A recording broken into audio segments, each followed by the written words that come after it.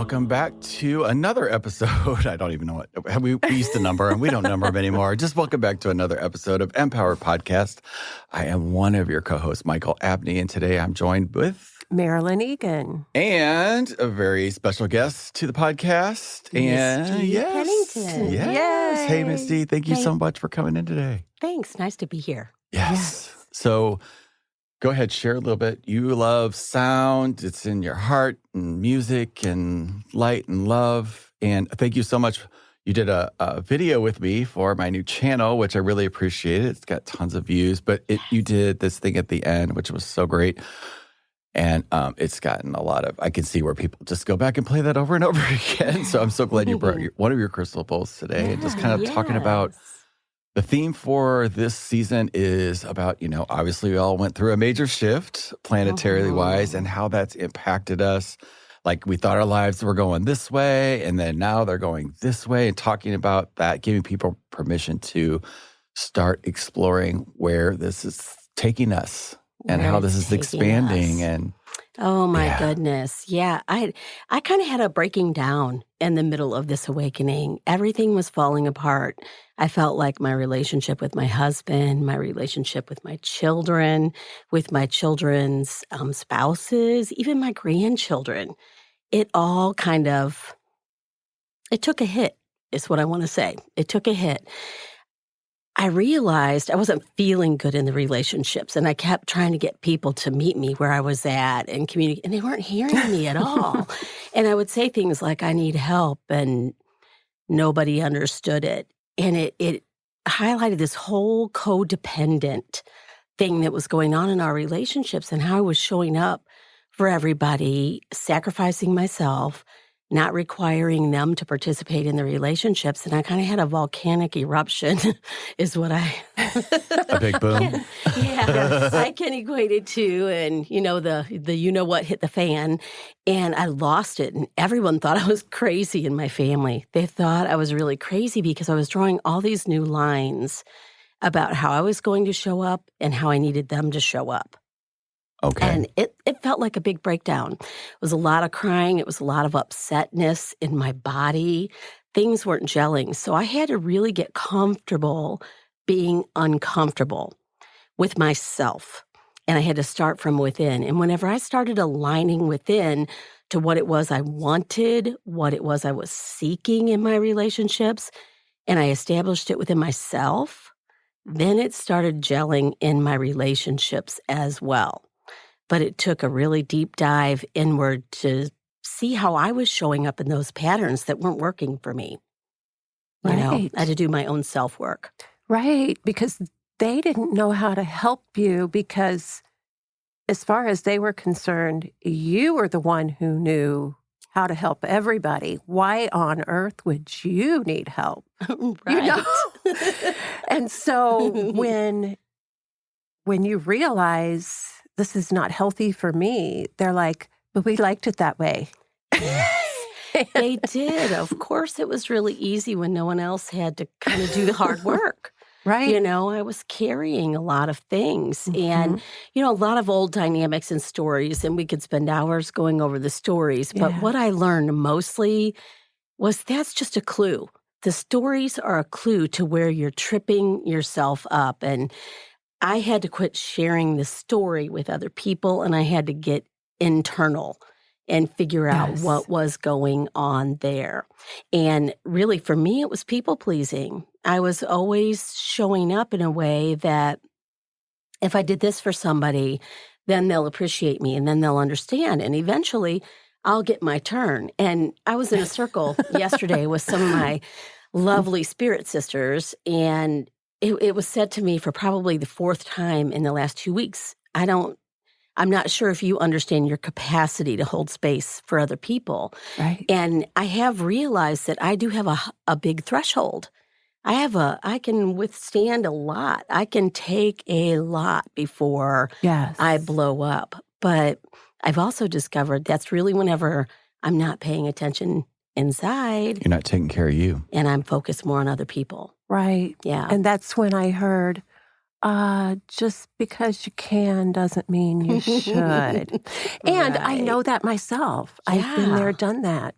And it's interesting that you said that was the big issue because I did a ceremony January 1st of 2020, which was before we knew what was happening. We knew something was happening. Mm-hmm. And for that specific ceremony, they gave me 2 messages. And number 1 was self-care. If you're going to do this work, it is not an option. You have to take care of you first. And the second one, you can't carry anybody anymore. Mm-mm. And that was for everyone who was at that ceremony. But I'm like, oh, I knew it. And I felt like I had learned that lesson. And then come spring, after COVID did start, and my kids are living in different parts of the country, I'm sitting outside drinking my coffee, and I see this possum walking across the top of the hill, and I look at it and go, something looks funny. And she was walking slowly, and then she would stop, turn her head, and just stare at me. And I'm like, okay, this is a message, not just for me, but for a lot of us. She had 8 babies hanging on her back, 4 on this side, and I saw the faces of the others. I have 4 kids who all have partners, right? So it's kind of that same thing for you. It was a deeper, because I had let go to a certain point, but we were going through something new. Yeah. And it was a whole new perspective. And I think for is. you, it just got dumped, like, do it now, sister. Yeah. The back was broken. There was no more Yes. carrying. I love it that you talk about your possum story because we share a lot about animals, and Snake has been a big teacher for me. Yes. Snake shows up for me in all my shadow work, and Snake was huge in this volcanic eruption that I had. Yeah. The week I had the volcanic eruption, there was a giant snake on my back porch, huge, 6 foot long, fat as my arm, big snake. And I'm trying to be super friendly to it, trying to get it on a shovel. I want to get it out of my space, and I don't want to harm it. It is coming at me. It was craziness, and we ended up having to kill the snake, which is exactly what I didn't want to do. But in retrospect, in hindsight, it's always so easy to see. And it was representative of how people were playing into my scenario, and it was right on my back porch. It was right in my house. It was right there. Interesting how it all plays out. Big message. Big And message. something huge shifted with it. I do feel like it was kind of like a sucker punch to the gut. That's how that entire week felt. And it was spring. It was in May. Yeah. And Of this year or last year? Last year. Last year. Okay, Yeah. so that was, okay. Mm-hmm. Yeah, last year. So that was like the big turning point. But once I really dove inward and got right with myself and started listening to myself, and the self-care became most important. Laying in the bathtub, doing things that previously sometimes might have seemed crazy to me, but just listening to music. Music has always been something for me. Always brings me to a place of comfort. And if I have trouble expressing, I can almost always find music that can express it for me, which I think is magic. So laying in my bathtub, listening to this music that was really soul-wrenching. It was gut-wrenching for me, down to my soul level. And just loving myself, doing the Ho'oponopono prayer, like, Yes. thank you, I'm sorry, I love you, the whole 9 yards, just doing it over and over while I'm laying in the bathtub, all over my whole body, sobbing, letting go. And it's been a deep lesson in loving. And the more I love, the bigger the letting go is, which is fascinating because prior, Yes. loving was hanging on tight and holding everybody right here and giving them the big fat mama bear hug, And now it's kind of like, no, little birdies, you need to fly. I'm here for reference. Yes. The wise woman. Yeah. You're not the mommy anymore. Yeah. The wise woman to your kids and your grandchildren. Yes. Those beautiful little Yes. teachers. They are Oh, amazing. But yeah, that's who you are. And you had to change that role. yeah. Well, I had to own it. Yes. I think for me, it's been an embarrassment of owning it because I have big energy. When I show up, man, I walk in the room, whether you know me or not. It's just kind of how I roll. Mhm. And I've always tried to tone that down and temper it because it's just a lot. And my family sometimes has a hard time taking it, although they very well need it. And I thought, I'm just going to kind of bring that full force now. I don't need to tone down a thing. I am who I Amen. am. Yes, absolutely. Exactly. Yeah. Exactly. How did they And, respond? It's been better than ever. It was such a surprise for me. That funny? Right?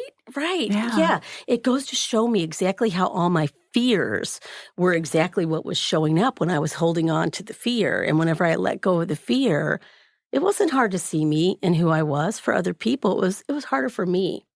So spending more time looking in the mirror at these, to these eyes in my own face, in my own soul gazing. Brings it up, doesn't it? Yeah. So Yeah. okay, so you facing the fears. Yeah. Mhm. We all been doing that, right? Yeah. Yes, we have. Like, but on a whole Yeah. other level. Right. Mhm. So what Right. was some of the fears, if you don't mind sharing, like what Yeah. came up and out? For me, it is a combo. It's kind of a weird combo, I think, because it's at the end of either end of the spectrum. Either I'm not enough or I'm too much. And often too Oh. much. So it's the juxtaposition between the two for me. And it's odd because how can I be too much and not enough at the same time? And that was the fear. And if I kind of would waffle between the two, I didn't really have to face either one.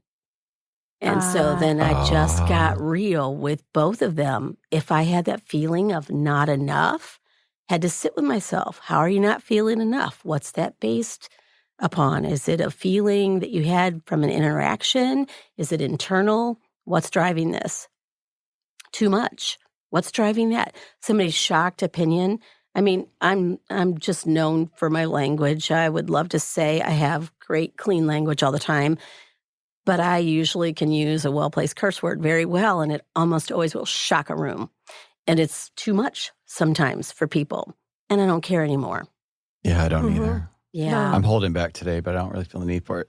Right. Well, I was on and- the phone with somebody I hadn't spoken with for like a really long time the other day, and she's like, "Michael, you said fuck like 5 times. Who is this person?" And I'm Yeah. like, when I get connected and I'm full on, like my guides curse. Like, Yeah. I'm sorry, they do. Comes out.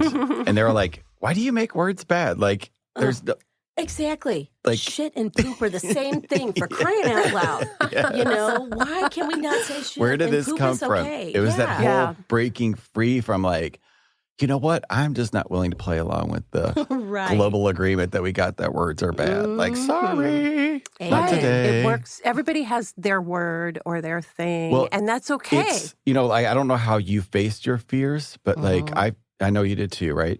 So Yes, like you did. I woke up one day and I think it was like at the beginning of this year. It was right when I'm in real estate. So when the market shifted and started becoming a seller's market versus a buyer's market, Mhm. I normally work with buyers. So when it switched to seller's markets, I don't have my business set up like that. Because I do the things that I vibrate with and love. And it just was, I love first time home buyers. So when that switched, fear. Like my whole business model was off. And here we are in the middle of this. What am I going to do? So like, I felt the tinges of it a couple of times, but Mhm. just ignored it. But one night I woke up in the middle of the night, maybe around like 1:00, full on sweat and bullets fear. Mhm. And I just decided in that moment that I was just going to wake up and I went and sat on my couch and I said, bring it on. I want to feel all of this. Yes. That's exactly how I've been facing my fears, 6:00 in the morning. feeling it. Still sitting there. I sobbed. I shook. I just like let it come out. And you know what? After that, that was gone. Yeah. I no longer had that anymore. Like, and I've been in my life without money before, like at period 6-7 years ago. So you would think that that fear would have left, but it didn't until this January, February, whenever the hell that night was. But like, that's when it left my body. I Right. allowed myself to feel it, not numb it down, not like just this in this one particular area. That was mind blowing to me. Mhm. We coach people. We're always talking spirituality, growth, and all that stuff, and yet I had never really had the experience of feeling something so gross, so awful, and just sitting with it. Like, oh, bring it on. Yeah. Yeah. So did you have something like, I did. That's the get comfortable feeling uncomfortable. And so we talk about steak, and I'm laughing at that because what I ended up doing was embodying the snake. And I turned on my music, and I was listening to my music, and I was having this overwhelming fear of like, my family's going to leave me. Like, they're not understanding me. They do not want to meet me in this new way that I am showing up. They don't like it. It's not resonating with them. And I allowed myself to get real with that feeling and allow myself to go to the depths of the thought that I may never see my son, my daughter-in-law, my 2 grandchildren again. And to even say that, I can still cry about it and feel, how awful that would feel. And I allowed myself to feel it. And how I did it was music, playing that mournful music. It was sad and it just brought it out in me. I could not feel it. And then I had to dance it out. And before I knew it, I was like rolling on the floor, like moving like a snake on my floor, which was just the most hilarious and unusual thing for me. But afterwards, I felt a million times better. So I have sunken into embodying every low feeling, every fear, every hurt, the pain, whatever comes up, I'm letting it in. I am no longer trying to systematically go through a process to deal with it and write and journal and do all these things. I'm just like, all right, I'm going to feel you. I'm going to feel this. I'm going to let it in my body. I'm going to move my body. I'm going to use music. I'm going to use toning, sound, dance. I'm going to feel it. And it just resonates, and then it vibrates out of my field. Right? yes. Because it isn't my Exactly. truth. Mhm. Yeah. I'm talking to my son and my daughter-in-law and my grandchildren all the time. We're working through it. We're working through it. Yes. Yes. That's an Yeah. incredible story, too. But when you're talking about that, all that deep stuff, I actually went through that like 5, almost 6 years ago when I bought the Peace Place where my business is at. It was such a big shift for me to invest into buying a place to house my business and this fabulous backyard with the energy that was incredible. And I started getting scared. And the big opening really happened when we had to change out the septic system. So they dug out all the old, ugly shit that had been there for who knows how long. Because that wasn't your shit to take on. It was Right. not, but it Exactly. also, I had to clear my own shit Yeah. and my ancestral shit. Because both of my parents had just passed before I chose to do this. And I felt like my dad all along is going, do it, do it, do it, do it, do it.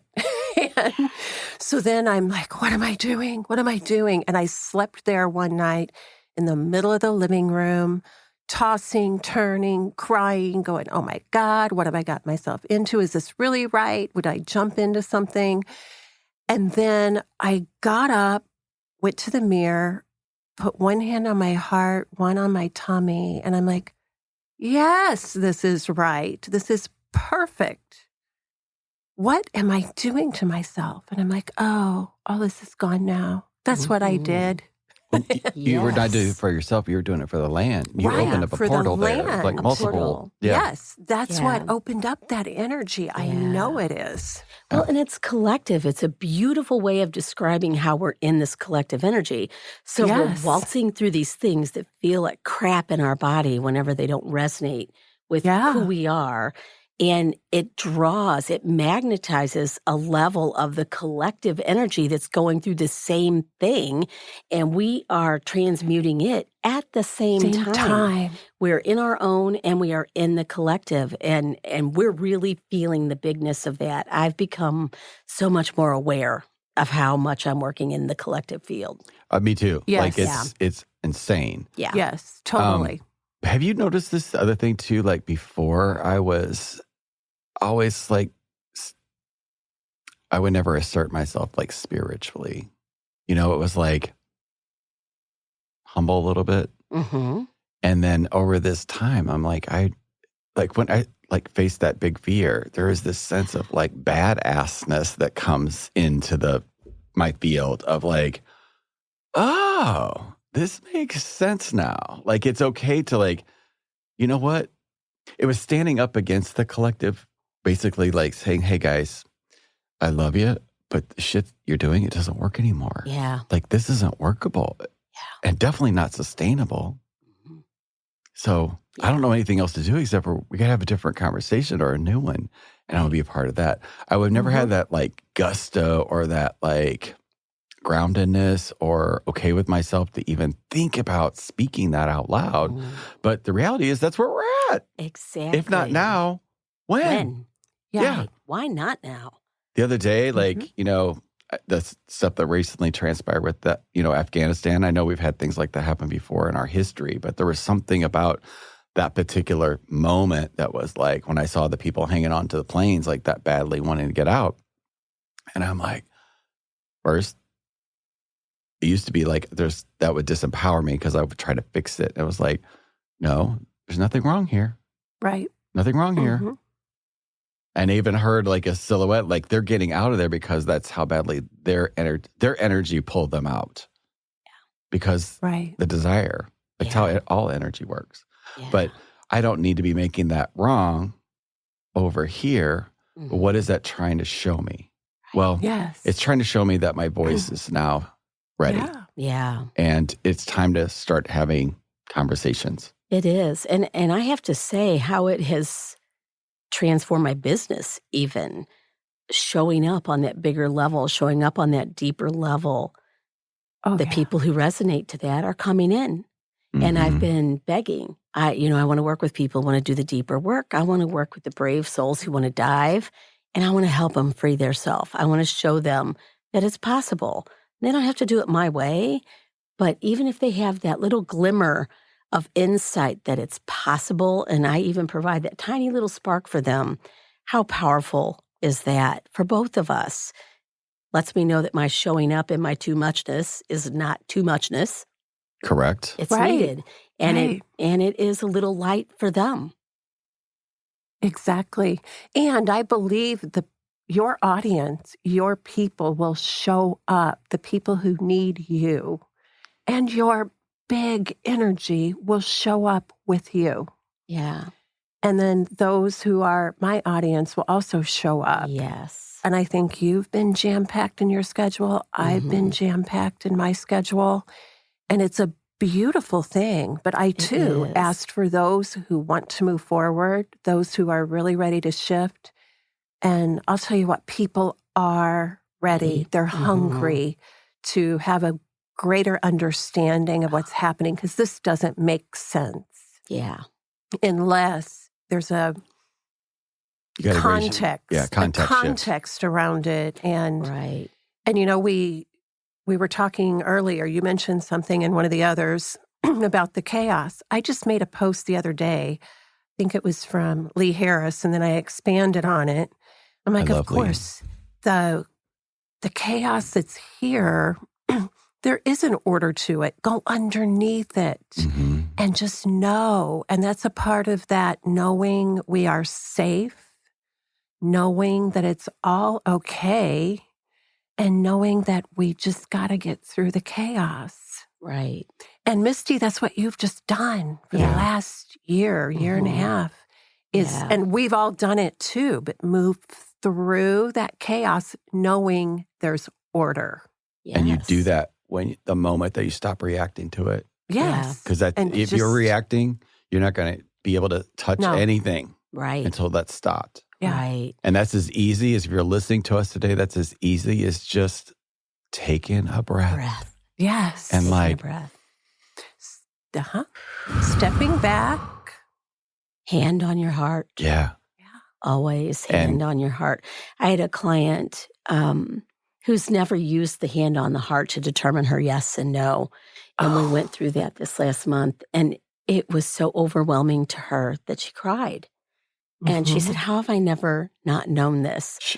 Can you show us?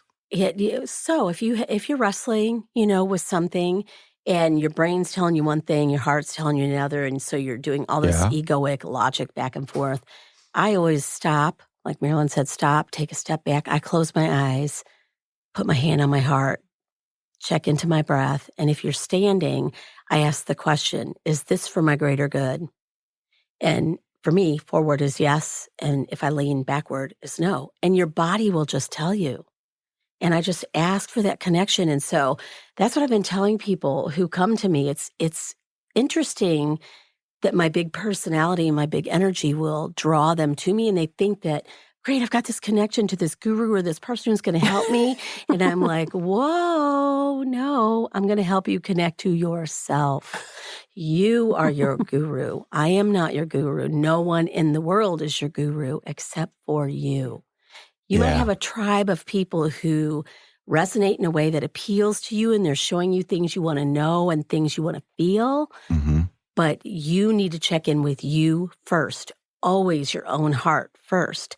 And so we just started, doing that together when we were talking, and it was so powerful and so touching to witness her experiencing that for the first time, like her own true connection and how it brought her to tears. It was fabulous. So putting that into this whole conversation, that's what this whole time has really been about.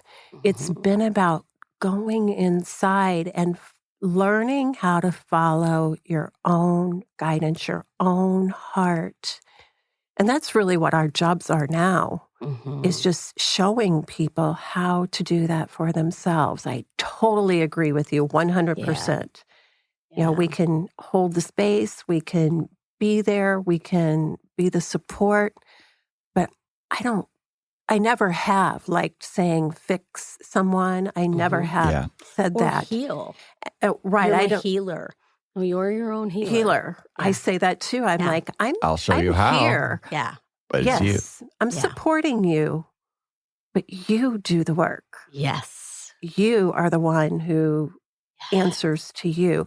And your heart, their own heart knows like nobody else can know. Mm-hmm. Yeah.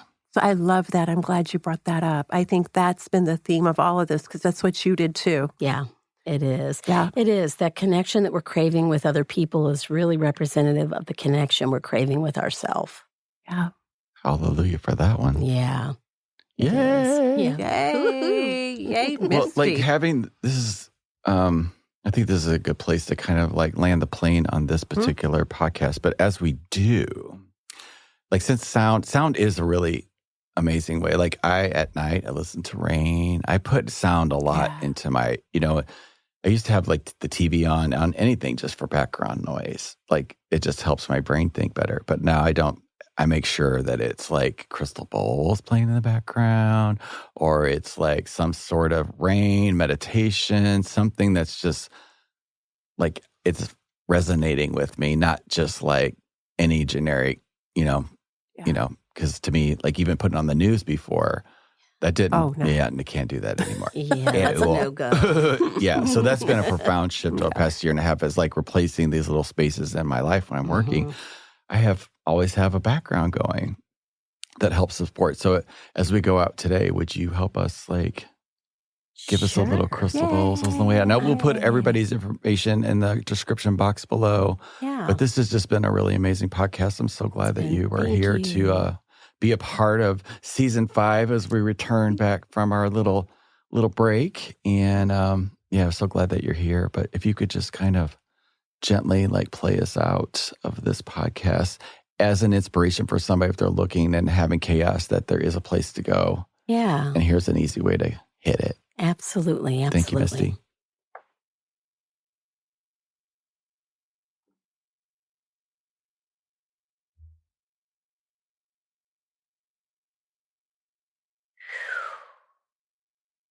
So I'm going to invite you to close your eyes and take a deep breath. Settle into your chair or a cushion, wherever you're at. Just allow yourself a moment of quiet. Put your hand on your heart. Take another deep breath and allow the sound to wash over your body.